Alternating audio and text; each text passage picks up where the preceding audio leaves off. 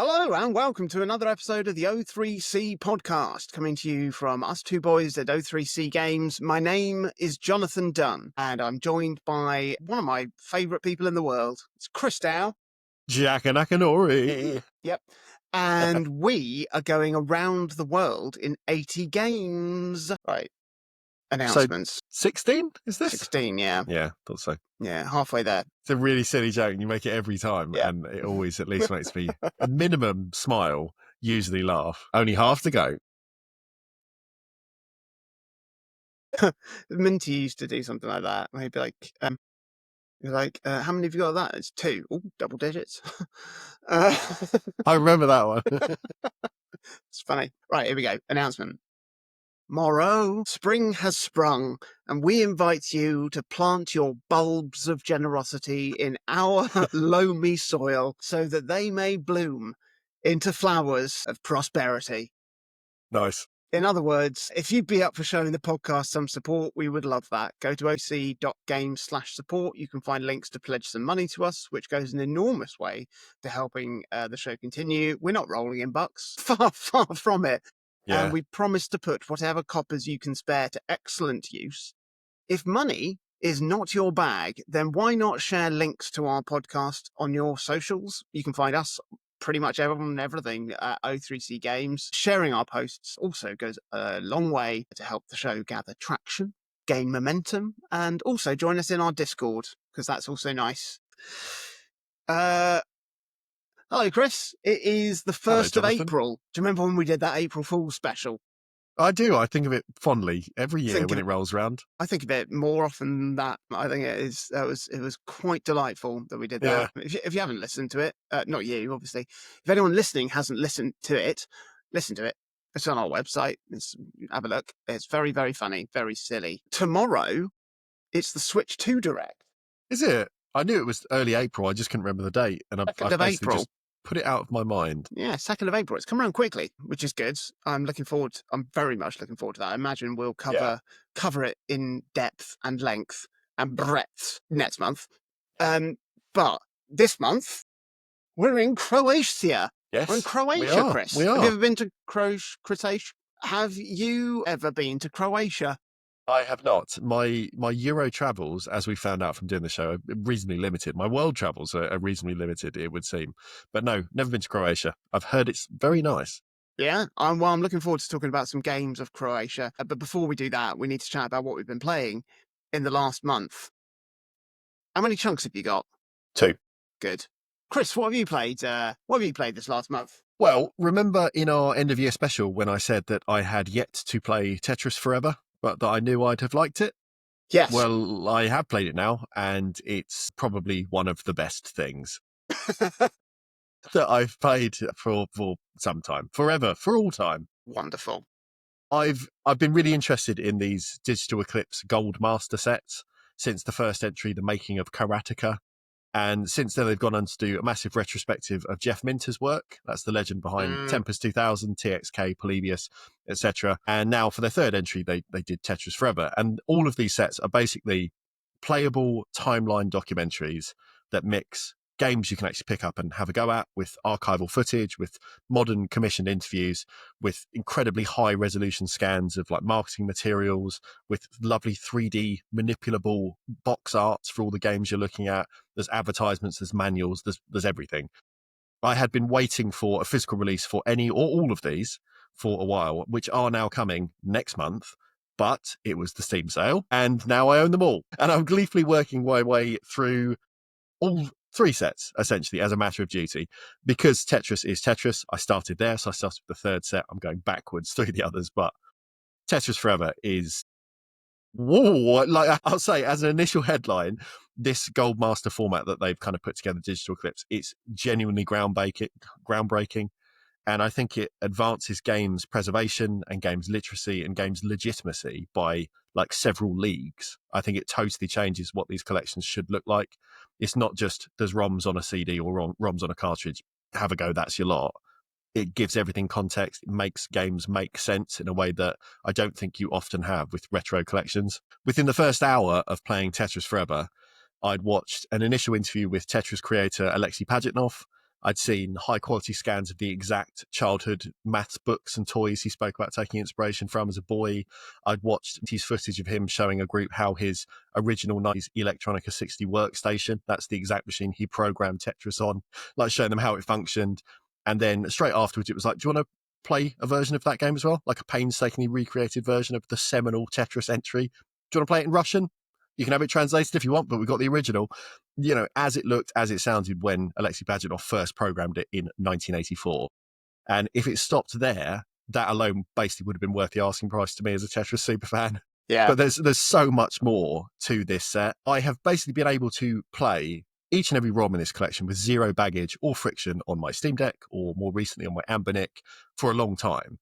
So the games were never going to be like the main draw of Tetris Forever, but still playing them in context just changes them so completely, because I've now probably played that Electronica version of the game, the first version of Tetris, for 3 or 4 hours to chase some in-game achievements, but just because it's different. You know, it's Tetris viewed in a slightly different way. A later entry in the Tetris universe called Hatris, which is a game I'd played for maybe 5 minutes. Yeah, 5 minutes, whilst channel surfing through ROM lists, has gone from being a joke game, because before I was like, oh, it's a block dropping game with hats. Great. But it's now like a new favorite, because hearing the passion that Alexei Pajitnov has for that creation, being able to spin the 3D Famicom box art around to pour over its really beautiful design, being able to read all of the copy text of his US ad campaign, it's become my new bedtime game on my SP, to just have around and try and get better at something that I never would have given that time to if I hadn't heard him say, I really love Tetris. I really like making it. Like,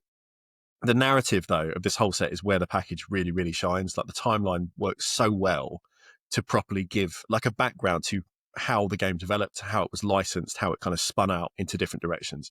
When we both watched Apple TV's Tetris movie, we said it was fine, it was enjoyable, but it embellished a story that didn't really need to be tarted up. Yeah. And Tetris Forever, when viewed just as a documentary artifact, if you don't play any of the games, if you don't engage with anything more than just the video parts, it is 100 times better than that movie. You know, the mess of contracts, the political intrigue, the wheeling and dealing, you don't need Taron Egerton to sell this. You know, seeing Alexei and Hank Rogers, that's the man responsible for licensing, amongst other things, you know, Tetris for Game Boy at its kind of earliest, when they're reminiscing together over stacks of archival footage that Hank Rogers shot as cover essentially during his time in Moscow, where he was chasing the rights for the game on a literal tourist visa, like behind the Iron Curtain, is thrilling, and in places like genuinely moving as well. At one stage, Hank Rogers is describing his first impromptu meeting with Elorg, which is essentially the state group that owns Tetris, and Pajitnov as well, and says something about only one person on the other side of that table knew anything about computer games. And there's this wonderful cutaway to Alexei's expression that's like so wholesome. Just one of like absolute love for the game he's created, but also for Hank himself as his now like super long-term business and creative partner. Like, that was the first time in the set I had like an actual lump in my throat, like watching them and just seeing it's about these two people as much as it is about the game that I love to play. I think it's a very minor shame that due to licensing, the original Game Boy and NES Tetris are not playable in this bundle. But this is not a slight on the developers at all. It's like they're Nintendo published. It would mean it's borderline impossible to make them available on rival platforms like the PlayStation, the Xbox, like the PC. So unfortunately, it is what it is. And the versions of Tetris they put in this package generally are ones that sort of the Tetris company own and have kind of the rights to be able to distribute in that way. You know, I think that is literally the only blip for me. I don't know how this game, project, documentary, whatever you want to call it, would hit for a Tetris normie. But personally, this feels like the future of games education to me. Like, I genuinely had no idea how impactful it would feel watching and playing all of this stuff, because Tetris is a very mechanical thing. You know, it's a game that's all about function. It's very pure in its design. And yet what this whole package does is expertly humanize every single aspect of its production, from kind of, you know, Genesis through to where we are now, 40 years on. I think it's really easy to forget sometimes that games are products of people. And when people are arguing over whether or not games as a medium are art, I genuinely think the artifact is largely irrelevant, especially for having watched stuff like this, because the fact that a game is a communication by an individual or a team, that's the art. That's the important bit. And people make these things for other people to play, and it's that communication that is what makes games great. You know, I don't think it's whether the game itself is of great quality. It's the fact that someone made something, wanted to say something with this medium, and other people were able to interact with that and say and get something from it, whether good or bad. When you first boot up the whole collection, Tetris Forever, you're met with an Alexei Pajitnov quote that just says, "Play Tetris, my friends." And when you see that exact video clip capturing that quote in context, which is Alexei standing in Red Square in the late 80s as Hank Rogers is filming on shaky cam during their first extended meeting together on a day trip that we know followed a night of like mad prototyping and playtesting at Pajitnov's apartment, which we know followed the pair's business meeting that I mentioned earlier. It made me feel then really emotional every time I turned on Tetris Forever to play it anymore. Like just seeing those words and then having that flash of like, this is where it comes from. This is what this means to these people. And being able to see what Tetris means to all of these individuals at the very heart of its design and then careful curation and management, it's so beautiful. You know, in another interview, Hank Rogers' daughter, Maya, who is now head of the Tetris company, has to take a moment to collect herself when she's asked to describe what Tetris means to her and her family. And it might just be me getting older and soppier, but I didn't expect to have an actual tear in my eye playing through a digital Tetris documentary and archive. Just I expected that of you. like I love Tetris. I've talked about Tetris an unreasonable amount on this show over the years we've been doing it. But seeing this now, like I love Alexei and I love Henk. They're like the dads that I could have, like an extended pool of dads, like just to go and hang out with. And I love Tetris Forever as an entry in this new kind of trailblazing series, the Gold Master series, that I hope continues for a really, really, really long time, because I think it is absolutely astonishing stuff. I can't recommend this collection in particular highly enough. The other two, I haven't quite got through yet to be able to say that much about the other two packages, but for Tetris Forever, it's 10 out of 10 stuff. It absolutely would have probably been my game of the year last year if I'd played it. But even then, I kind of think, like, does it even count as a game in that sort of sense? Whatever it is, though, a museum piece, an archive, a digital coffee table book, whatever you want to call it, it succeeds in every single thing it tries. Just, yeah, it really, really blew me away. Good. Just going on CD keys now to see how cheap I can get it. Yeah. Excuse me. Tetris Forever. Yeah. Let's check direct on Steam. I think it's probably back up to full price now. I think the sale finished today. But there'll be another one. Give it a month. I'll put it on the wish list. Yeah, there's no rush. Or buy it on a physical collection in a week or two and then trade it back in. Yeah. If you just wanted to watch the stuff. Just watch it on YouTube. Do that as well if it's there. Watch it on Twitch. Yeah. I'll stream the whole thing. I'd love to watch that. 1 second. Otherwise it won't go out of my mind. Tetris to your wish list. Why has it got mixed reviews? I don't know. There's a few people in the Steam forums. I like going on the Steam discussions page because it just makes me angry a lot of the time. Wow. This game feels empty. None of the games have translations. The Japanese games. Yeah. Yeah, released in Japan and here as cultural artifacts. It's not my cup of tea. It's as well like... It's got multiple versions of Tetris, but the other versions of Tetris are boring. It's people whinging as well about like the versions that are included. Like, okay, there's 500 different versions of Tetris over the years. You can't include everything. Neither is there any point to include everything, really. You know, for what this collection is really about, you need early versions of Tetris. You need to see where it kind of like crystallized as what it was, and you need to see kind of what it would go on to be, a few variations and what that means. You don't need any more than that. It's Tetris. You know how Tetris works. Yeah, anyway, right. I hate people. Awesome. So before I tell you about pretty much the only game I've played this month, I just want to give a quick shout out to a new logic puzzle game that I've been playing on mobile that has finally usurped Tents and Trees as my go-to puzzle game. I put in well over 200 hours into Tents and Trees. I've completed over 5,000, almost 5,500 puzzles. It's been great. But I think I've mentioned recently, like the levels were just getting too big for me to comfortably play on my phone, so I've retired it for now. In the meantime, I've been playing Bullpen, which is a very well-made logic game that's sort of a cross between Minesweeper and Sudoku. You have a grid that is divided up into different pens with a fence bordering them. and you need to place a bull in each pen, whilst ensuring that there is also one bull in each row and each column, and bulls cannot adjace each other. It's not a word. I thought it was funny though. It's that straightforward, which like the best logic puzzles, and you can then play and play and play in near infinite variations the game can conjure up.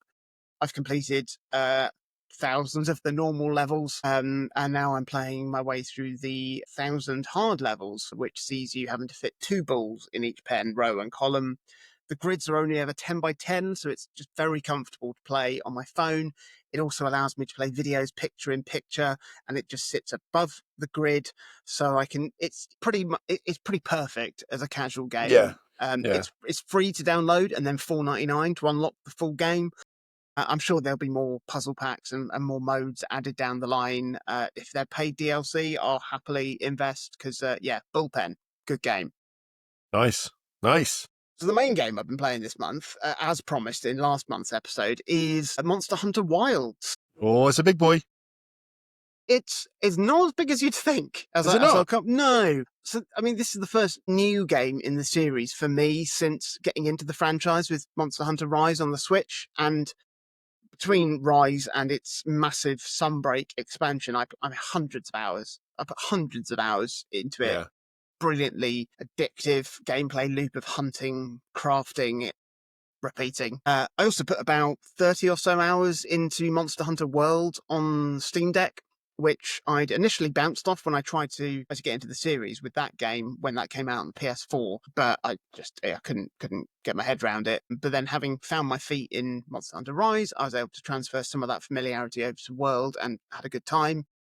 And I'd always been sort of under the impression that the Monster Hunter World was sort of like the big main Monster Hunter game, and Rise was then like more of a streamlined arcadey version of the formula, which I don't think is the case actually. And I had the sort of expectation that Monster Hunter Wilds would basically be Monster Hunter World 2, like, maybe a slower pace than Monster Hunter Rise, lots more sort of dense systems and just lovely stuff to get lost in. I mean, I've been so excited for Monster Hunter Wilds. My initial impression is a little bit mixed. I'll start by saying that the core of the game is still great. The combat feels brilliant. The monster designs are wonderful. The new monsters are excellent. The online play is absolutely frictionless. Happy days. However, in order to get to experience the game, you have to trudge through some of the worst story that I've ever had forced upon me, and it is forced upon you. Oh, man. The writing is crap. The characters are insipid, and the acting and performances are so bland. I wouldn't be surprised if it was all just done by AI. There are so many sections in the early game where you're being incredibly restricted in what you can do and where you can go, because it's pacing you against some like on rails dialogue. It's just so shit, and it's so frustrating because you just want to go and explore, and you can't for at least a dozen hours. Oh. And that's probably more if you don't skip through all of the skippable scenes, which I did because I just couldn't stand them anymore. Fortunately, when the game does let you play, it's pretty great. However, I've also found a lot of the new environments in Monster Hunter Wilds to be pretty... I don't really know what the word is. It's not really annoying or frustrating. I think, I don't know, they feel uncomfortable to be in. Like, they've clearly put a lot of development time and effort into making just these dense environments, but they just feel labyrinthine, but not in a good way. Like you have like a ride-on animal in this game, and that's got a auto ride feature, and it will just automatically run towards your target, and that solves the problem of not really knowing how to get from A to B. But it's nowhere near as fun as learning the environments and knowing the quickest way to get from the top to the bottom, or like knowing a little secret like side route or a little detour you could take that allows you to mine some ore on the way or pick up some like dragon bones or something. And then like a lot of the sections in the environment are linked with basically what feels like quick time cinematic transactions, where like you're on your mount and it automatically jumps across like a bunch of floating rocks or like a winding trail of vines or like up the side of a waterfall. And obviously it looks really cool, but it's essentially hands off. which just feels stilted rather than fluid, which I imagine is what it's trying to do. And because of this, I don't want to explore the environments in Monster Hunter Wilds anywhere near as much as I did in Rise. And perhaps it's because of the constraints of the Switch that like the environments in Rise had to be flatter, less tangled, but it made for a much better sense of perspective. It made me feel more in tune with the environment than just being bombarded with stuff. And they've also, it's a weird thing. I mean, it sort of makes sense, but it's also entirely unnecessary. They basically link all of the different environments together into like one tangible overworld, except not really, because there's basically like one road in and one road out. It's not like it's not like counties bordering each other. Yeah. It's like if there's a revolving door between Wales and England and then between Scotland and England. It's like that. So it's like you can ride across all of them, but you're never going to need to do that or really want to do that. Like, I mean, maybe there's maybe there's some monsters that cross. No, there's no reason. Just talk yourself out of it mid-line there. I mean, I think it is probably a tech thing to show off the fact that of the quick loading times and all of that, and that's all well and good. But it's much more fun to be able to quick travel to the other side of the map and be there like that than it is to know that you can run all the way across the entire world without a loading screen. Shrug of the shoulders. Yeah, give me a loading screen. It'll be quicker. Talking with friend of the show, Casper, he said that it feels like the devs put all of their effort into the wrong area of the game. Instead of making the environments more interesting, they just made them more. Yeah. And instead of refining the core gameplay loop and adding in new and more dynamic things to that, they just sort of wasted a lot of time and budget on a story that, even if it was good, would feel like it was getting in the way of why we play these games, which is the gameplay loop.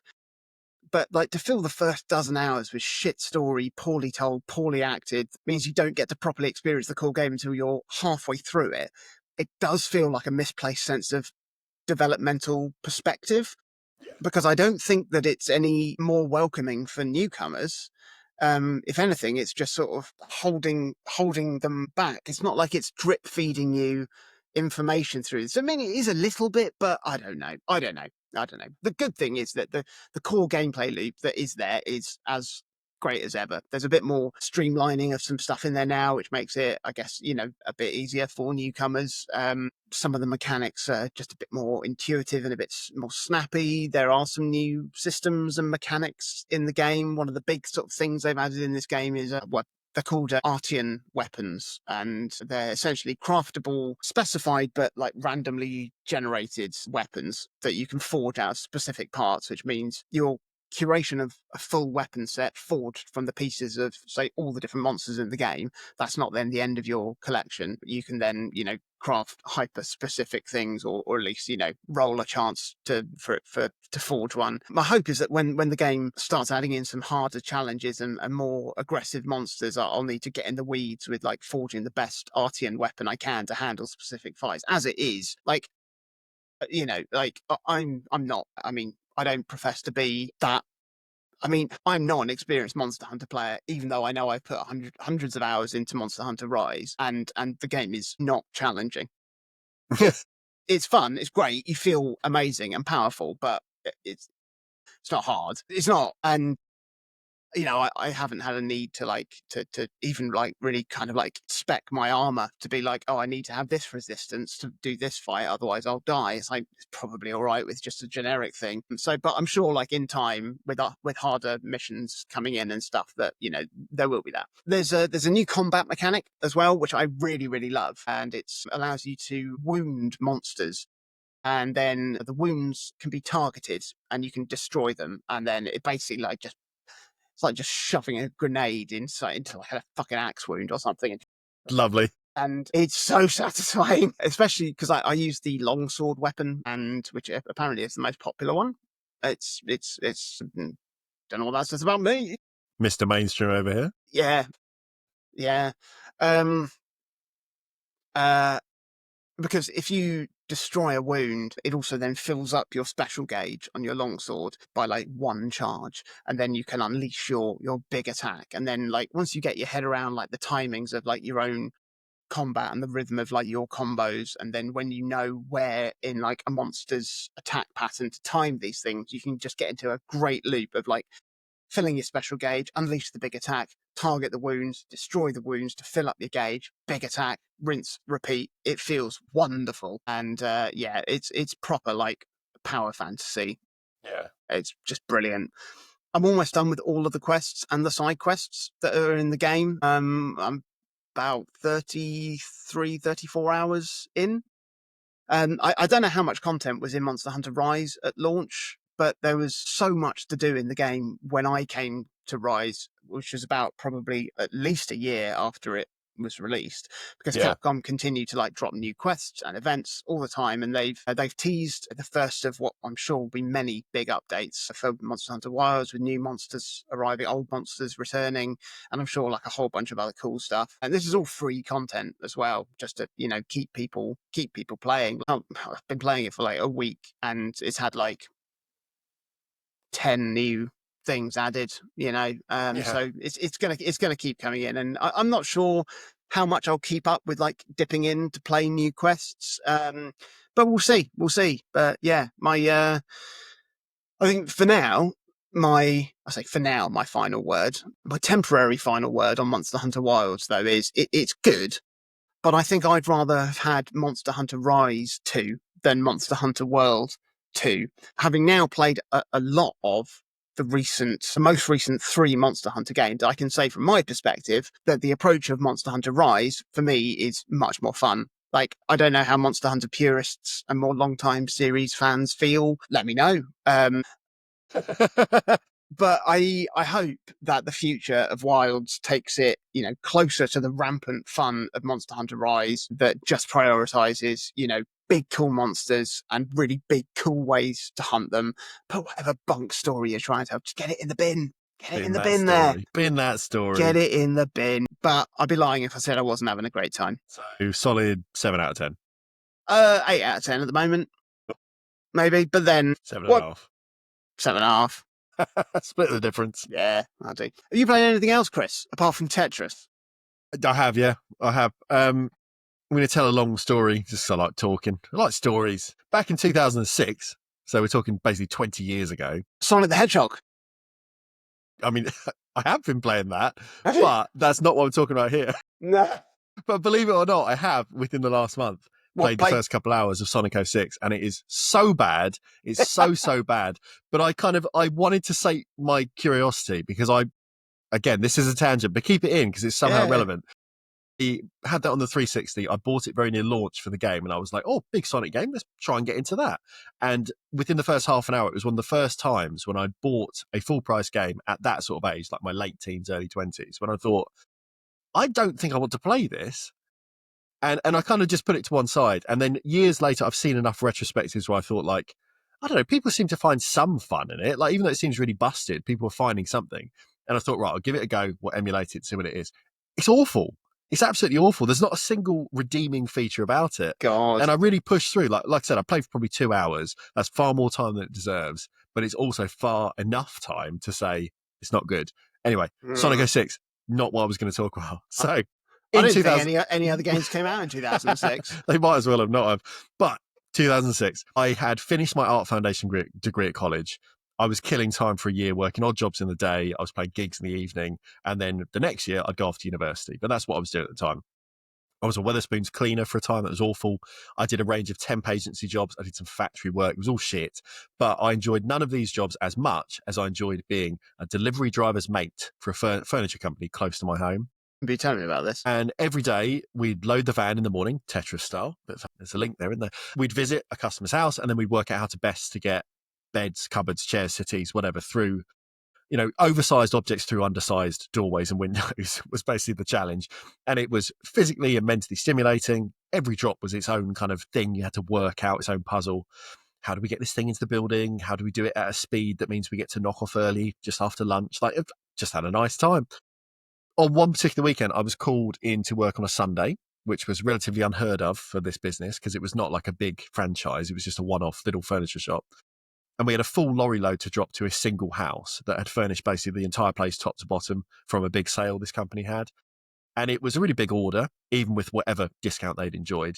And they thanked us for our Sunday work and our Sunday expediency by giving us each, me and the delivery driver, £100 tip. And £100 is not loads of money, especially not in the prism of 2025. But at the time, it made me feel so insanely rich that straight away we dropped the van back to the shop and I walked straight into town to Game Station to purchase an Xbox 360 with Saints Row and Dead Rising. So this predates Sonic 06. That was later in the year. But right then, those are the games I bought. The early months of the 360 were pretty barren for releases.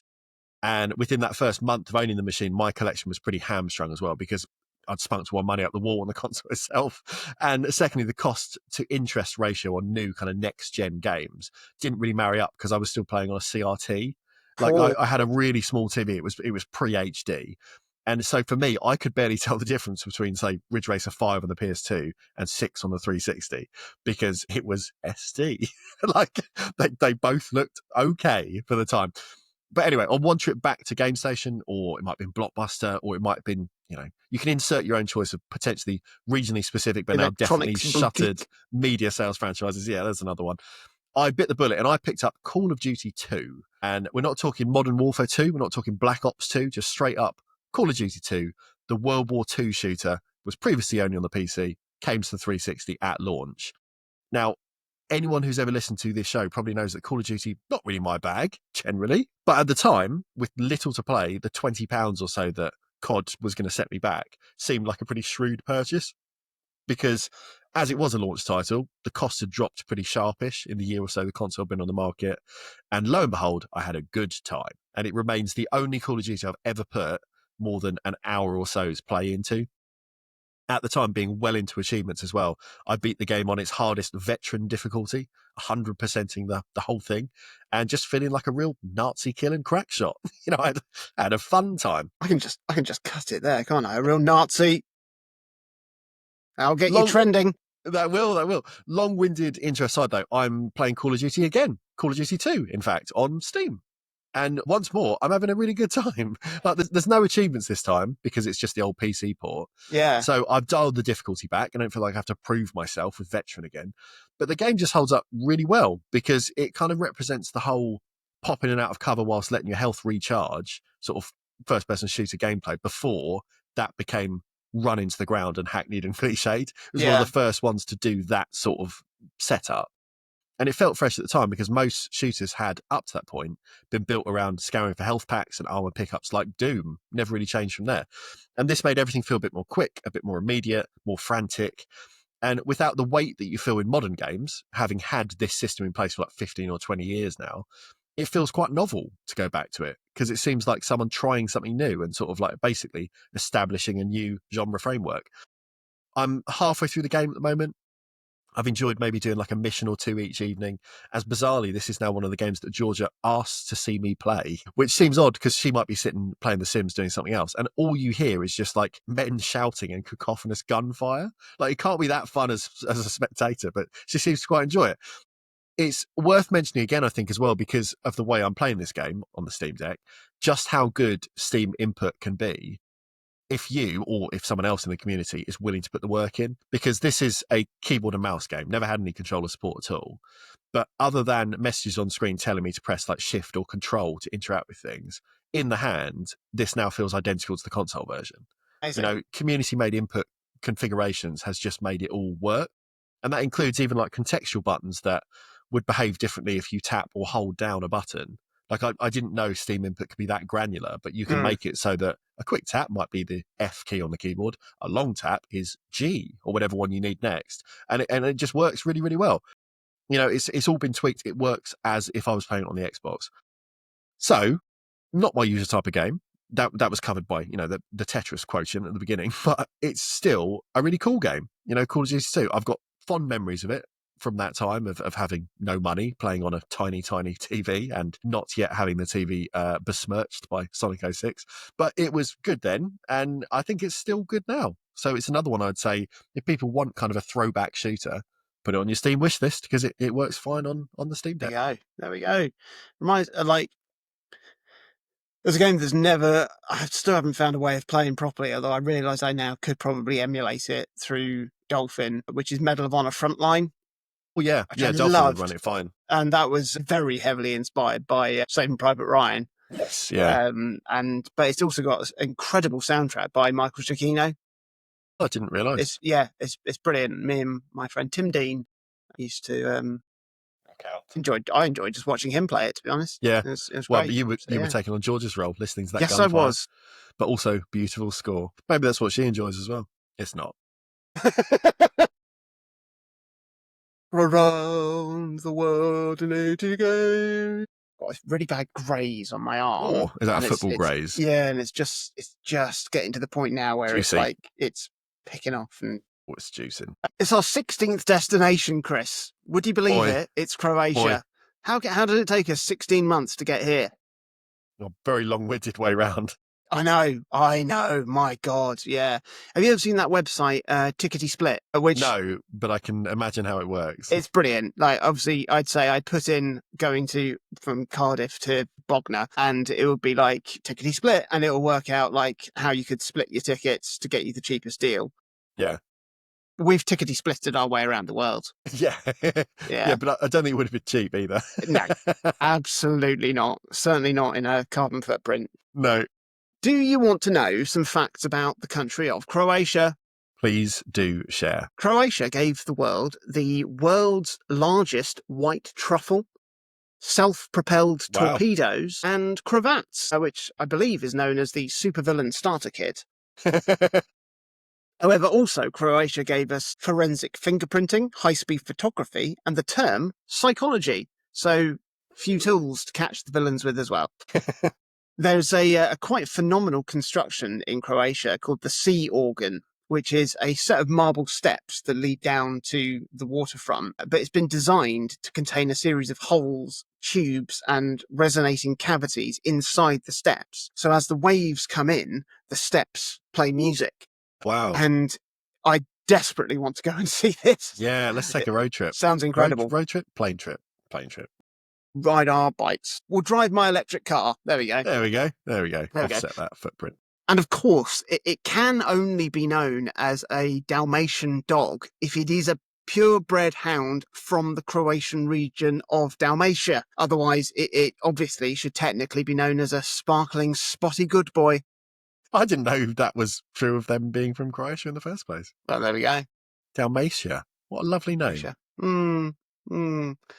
What of games, Chris? Chris, what of Croatian games? Oh, there's not many big games that have come from Croatia. The caveat... You cannot be serious, Sam. The caveat, as I've said on several episodes previously, is that this doesn't mean there are no Croatian games, just that if they haven't made enough of a wave to be covered by a media outlet large enough to push it into the public domain as being a product of Croatia, it can be very hard to find. So there may well be studios making mobile games like we've covered before. I'm sure there's an independent scene of people making something in Croatia, but there's not that many names that I could list off and us go, yeah, I know that. For cultural impact, you could probably argue that Lima Sky's Doodle Jump might be the most notable release from the region, because at the kind of App Store iOS boom, it graced, tens of millions of mobile handsets, I'd say, up there with Angry Birds. Have you played the arcade version of it? I have, yeah. Yeah, it's not nice. Not very good. No. Also, the 3DS version, not very good. I played those two. Is it Tilt? Yep. Yeah, it's horrible, isn't it? Yeah. Because I downloaded Doodle Jump 2 to have a go, and I was like, I was thinking I could, but no, make more sense. No, dreadful. Rubbish. But that was back in the day when tilting your phone and it did something was cool. Yes, yeah, completely. Having is it a gyrometer or a gyroscope? Gyro, check, and any of those things was really cool. And now it's not, because it's everywhere. It's in all our tech, all of our controllers. Croatia also gave us some strategy games like the Starpoint Gemini and Unity of Command series. They obviously didn't make as much of a bang as Doodle Jump did in its initial release, but both hail from Croatia, coming from a studio called Little Green Men Games and 2 Games, respectively. A bigger name, at least in terms of modern storefront buzz on platforms like Steam, is a game called Scum. You might have seen advertised at some point. It's a self-styled prison riot survival game. It's been in early access since 2018. It has a big following for what it's worth. It's meant to hit its 1.0 release this year. I can't speak to its quality particularly, as it's definitely not really a game in my wheelhouse, but it seems to be loved by the people who love it. It comes from a relatively small team, and it's been interesting to kind of look into the game's development essentially alongside this roadmap, which they're intending to, like I say, resolve this year. It comes from GameSpires, which is a Zagreb studio, which, worth noting. All roads, however, basically point to Croteam, a developer who loves their country so much that they name themselves after it. Similar to our South African episode, where we both ended up choosing games by free lives due to a relative lack of bigger name releases from the region, it might be unsurprising to listeners that we've again doubled up this month. The team basically have two large tentpole franchises, the long-running Serious Sam series, which I will talk about in a little bit, and the slightly more recent Talos Principle duology as well, which I believe you might have dipped into, Mr. Dunn. Absolutely. I mean, the Talos Principle is over 10 years old now, which feels... Boy. I know, it feels mad because it feels like it's almost been next on my to-play list for pretty much that entire time. Yeah. It always looked like a nailed-on winner for me. First-person, 3D spatial puzzle game with cool mechanics that got you thinking about things in a different way, a la Portal, and with some cool sci-fi philosophizing story to wrap it all up in. And I tried to start Talos Principle a few times and bounced off it a little bit. And I think the reason why is that it's not The Witness. Yeah, that'll do it. That'll do it. Much like I was saying about Nine Souls last month, after playing Eterna Noctis, all other Metroidvanias pale a bit. And it's like that with puzzle games after playing The Witness. They're the sort of games that make you redefine what a 10 out of 10 game is. It just sees you just select all on all the games you've ever played and subtract one from their score, The Talos Principle is brilliant, though, and I'm so glad I finally played it. I mean, the way the game works, if you don't know about it, or if, like me, you got that and the Stanley Parable mixed up in your head, I'm going to tell you... For the last decade. Basically, yeah. Basically, I was like, I might play the Talos Principle. No, I don't really want to play a silly satire. The way the game works is that you have several different worlds with several different doors to several different groups of puzzles.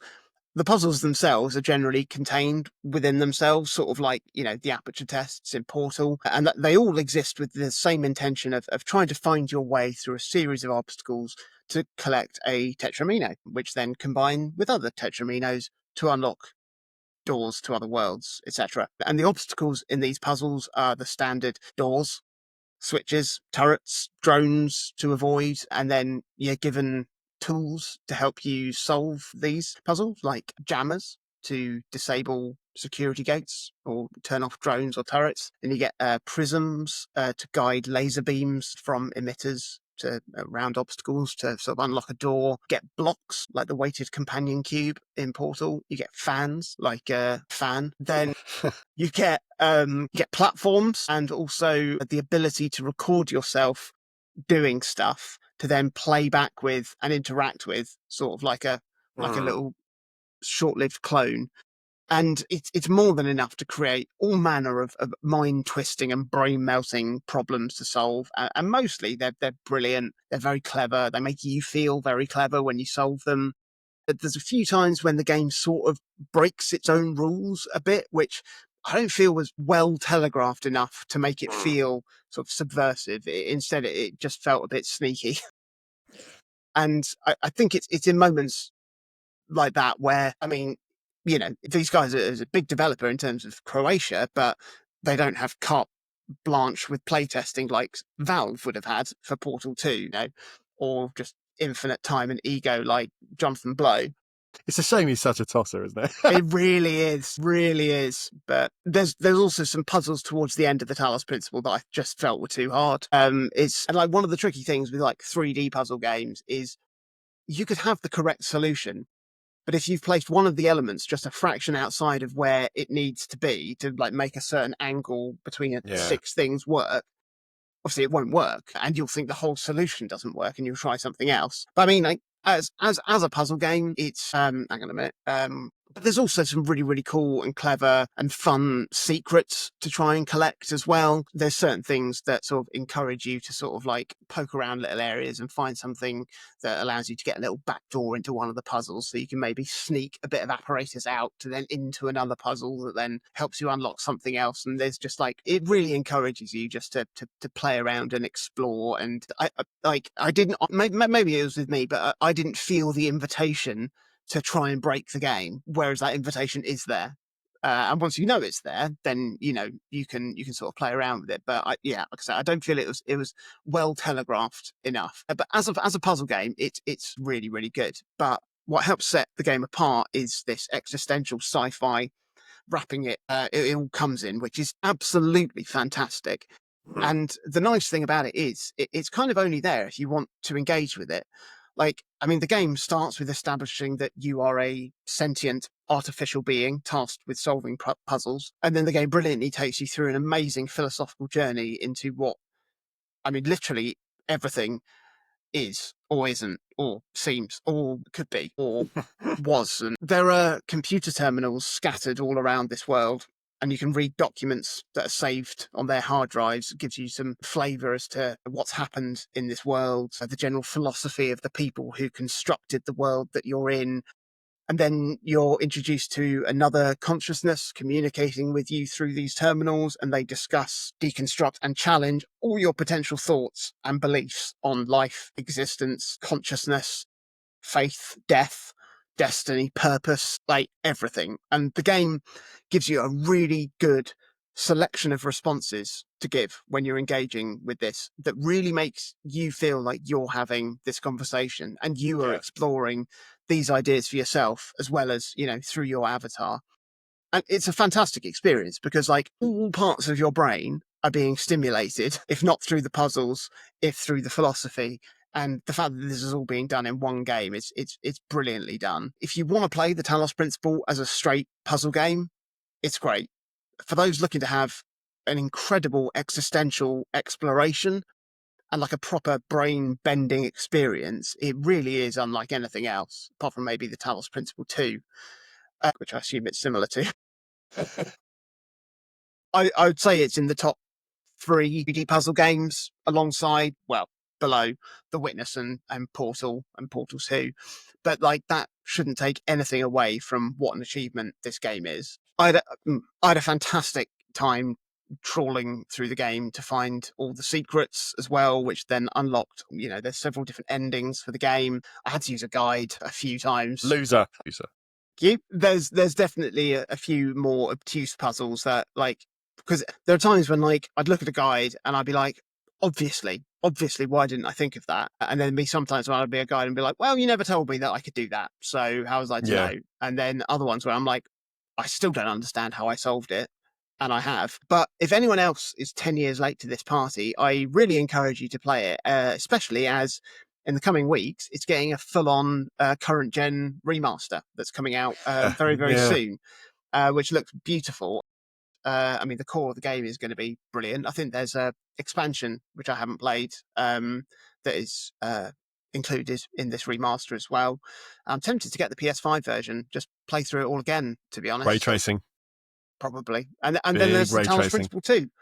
That'll be a real treat when I get to that, but my brain definitely needs a good rest before I tackle that, I think. Yeah, but really, really good. Well, if you want a brain rest, Serious Sam is definitely the less cerebral of these series. It's a bit odd that I've played not 1 but 2 first-person shooters this month, given my usual predilections, but here we are.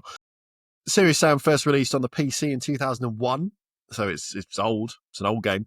I first played the PS2 reimagining/port in 2004, which, for Fact fans, was designed and directed by Sam Barlow of Her Story and Immortality fame. Very, very strange place to get a start. And then I later played the HD remaster of the OG game on the Xbox 360, which seems to be a big thing this episode, in 2010, and when it came out on kind of the Xbox Live Arcade.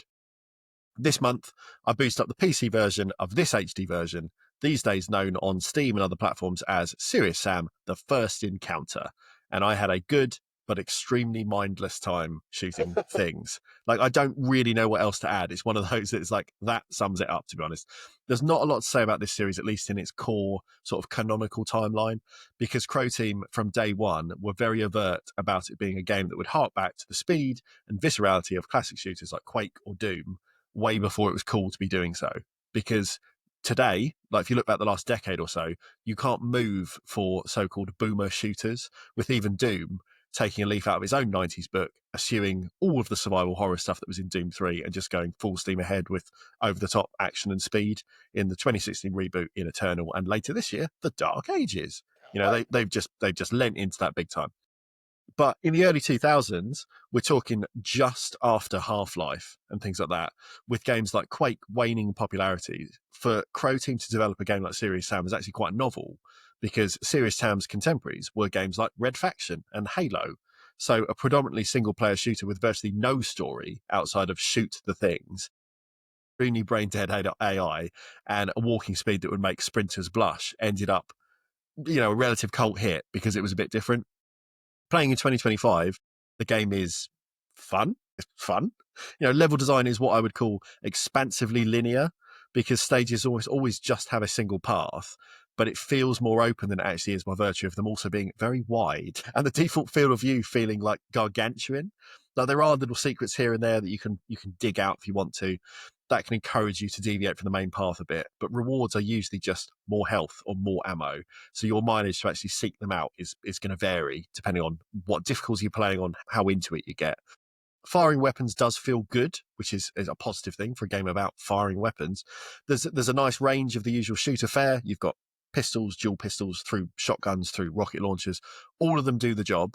They feel beefy to fire, and they make the big monsters be dead. Again, it's a game about shooting things. It's worth mentioning that most of your adversaries in Serious Sam as well are actually less intelligent than even the first Doom, because back then enemies would react both to you, the player, but also to one another, which lent the game a bit of enemy management strategy, especially in big groups on higher difficulties. In Serious Sam, though, a huge number of enemy types literally just run directly towards you as soon as they establish line of sight. And the game leans into this, admittedly, by making a lot of the baddies like headless blokes. They're just guys with bombs strapped to their hands, and they operate essentially as just kamikaze warriors. But still, it feels like the game sometimes takes, for better or for worse, the most bread and butter approach to level design, to enemy encounters, and just to the general rhythm of play, because it is just enter room, shoot things, leave room, and that's how the game operates. If you're semi-decent at circle strafing, that's you sorted for the duration of your playthrough. You enter a room, you keep your sights trained on the mob in the center as you sprint round the perimeter like a speedy crab, you rinse and repeat, and that's Serious Sam. And there is nothing wrong with any of this. I'm on record as loving the simplicity of old arcade games like Space Invaders, and you could argue that games like Serious Sam are perhaps the clearest lineage to that sort of very traditional scrolling shoot 'em up in terms of like mechanical design. But the key here, I think, is that a game like Space Invaders is by its nature limited in aesthetics and design and mechanics. And as such, you kind of know to meet it on its own terms. They're addictive score chasing games. They're a test of gradually rising skill. But once you've seen level one, you've seen it all. And by the 2000s, some 30 years post Invaders, that level of simplicity perhaps didn't always cut it, especially when games like Half-Life and its brethren were attempting to push the form by introducing like properly contiguous lived-in spaces that became the backdrop for layered environmental and direct storytelling, as well as shooting, which Serious Sam just doesn't. It just says, here is a gun, here is an enemy, and you can figure out what to do with that. That's all it's going to give you. There's nothing else to share, which again is fine until maybe it gets a bit boring. But it's all down to what you want from a shooter. I don't think you can play a game like the first Serious Sam and not have a decent time, but you can absolutely play a game like the first Serious Sam and think, I think I need a little bit more than this now. Even when the game is as transparent in its setup and design limitations as this. Like, it's not pretending to be anything else. You just have to be in the mood for this, and then it will deliver entirely. It does what it does. Maybe the Serious Sam franchise improved or changed over its next three entries and indie helm spin-offs, but they're kind of outside the scope of this review, at least for now. I didn't have 500 hours this month just to play every single entry, because there's a fair amount of them now. But, it is what it is. So I think we could say Croatia don't have that many notable studios currently making games, but they do make pretty good games. And they can certainly kind of do a job in two quite different fields within the first person genre, as it were. So I guess that's a thank you and good night from Croatia and Croteam. Do you want to know where we're going next? Yeah. Where are we going? Well, like a disbelieving Geordie, we are going to Norway. That's a well-written joke, that is. Thank you. Norway. We're Games going to made Norway. in. Yeah, I know what I'm going to play because I've been looking for an excuse to play it. Ooh. Recommended by you. Let's try and figure out what is on this list then. Let's wrap the episode up first. So there we go. That was Croatia. Next week is Norway. The yes way.